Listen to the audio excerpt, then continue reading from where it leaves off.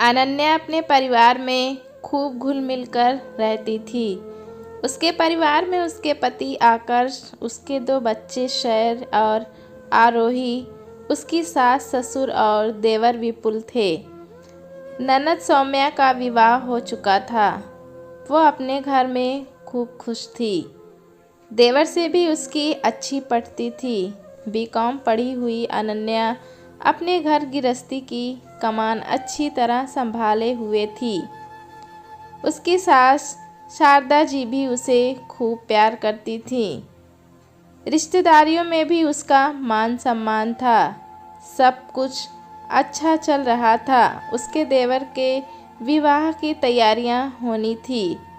लड़की देखने की ज़रूरत नहीं थी, क्योंकि लड़की तो देवर विपुल ने पहले ही पसंद कर रखी थी। मानसी विपुल के ऑफिस में ही काम करती थी। दोनों एक दूसरे को बहुत पसंद करते थे। विपुल ने घर पर मानसी से विवाह की इच्छा जताई। सास ससुर और उसके पति ने थोड़ी सी नानुकुर के बाद विवाह को मंजूरी दे दी थी। अनन्या के सारे अरमानों पर पानी फिर गया। वो सोचती थी कि अपनी मौसी की बेटी से विपुल का रिश्ता कराएगी, लेकिन ये क्या, अब देवर के विवाह में किसी ने उससे पूछा भी नहीं। कुछ दिन बाद धूमधाम से शादी भी हो गई। अनन्या ने पूरे मन से शादी के हर काम में हाथ बटाया। शादी के तीसरे दिन ही मानसी और विपुल घूमने के लिए हनीमून पर चले गए। अनन्या के दिमाग में अपने समय की याद रहती कि कैसे उसके टाइम में 1.25 महीने तक घर से निकलने भी नहीं दिया गया था। हनीमून से आते ही मानसी और विपुल गाड़ी में बैठकर ऑफिस चले जाते। अनन्या पहले की तरह ही रसोई में खपती और सबके टिफ़िन पैक करती। मानसी घर के काम में कोई हाथ नहीं लगाती, लेकिन उसकी सास शारदा जी सारे दिन मानसी के गुण गाती रहती। रोज़ रिश्तेदारों का भी आना जाना लगा रहता। अनन्या सारा काम करती। मानसी के ऑफिस में काम करने की वजह से उसकी सास रिश्तेदारों के सामने मानसी की तारीफ के पुल बांधने से नहीं थकती थी। मानसी की तारीफ सुनकर अनन्या खुद को कमज़ोर महसूस करती। अनन्या घुटने लगी। एक दिन उसने अपने पति आकर्ष से अलग हो जाने की बात कही। अनन्या के अलग होने की बात सुनकर पूरे घर में भूचाल आ जाता है। उसकी सास के तो पैरों के नीचे से ज़मीन ही खिसक जाती है। सीधी गाय जैसी बहू उनकी अनन्या की ज़बान कैसे खुल गई। उन्होंने तो कभी सोचा भी नहीं था कि अनन्या पर मानसिक अत्याचार भी हुआ है। सब अपनी धुन में मस्त थे, पर घर के काम का सारा बोझ अनन्या के जिम्मे ही था। फिर भी वह सब सह रही थी। वह अपने पति से कुछ कहना भी चाहती तो वह उसकी एक भी न सुनते। मिलजुल कर रहने के झंडे गाड़े जाते।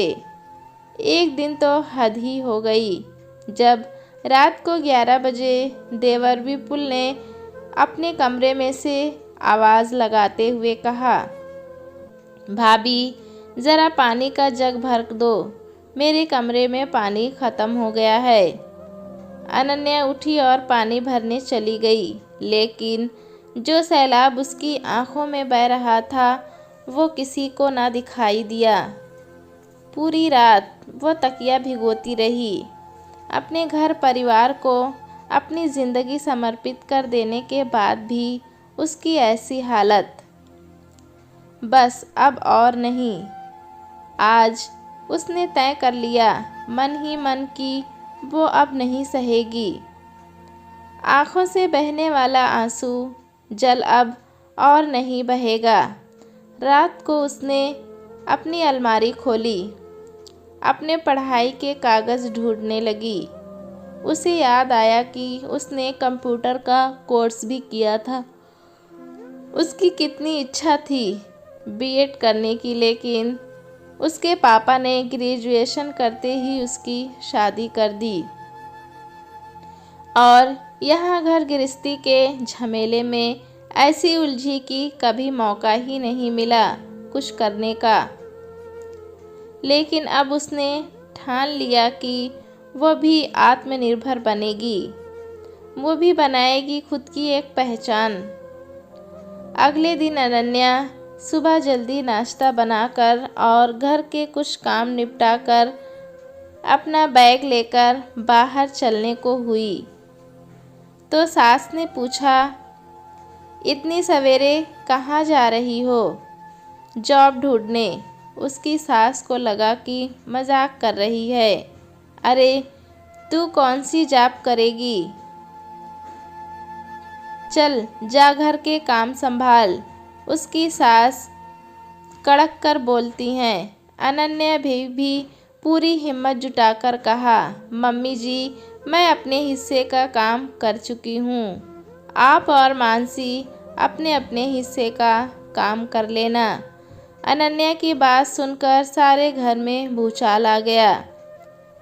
सब उसको मनाने के लिए आ गए, लेकिन आज अनन्या मजबूत थी। हिम्मत जुटाकर अनन्या निकल पड़ी अपना वजूद तराशने के लिए। सभी की आंखें फटी की फटी रह गईं। शारदा की बहू को जाता देख मन ही मन सोचने लगी कि अब उसे रोकना मुश्किल ही नहीं नामुमकिन है।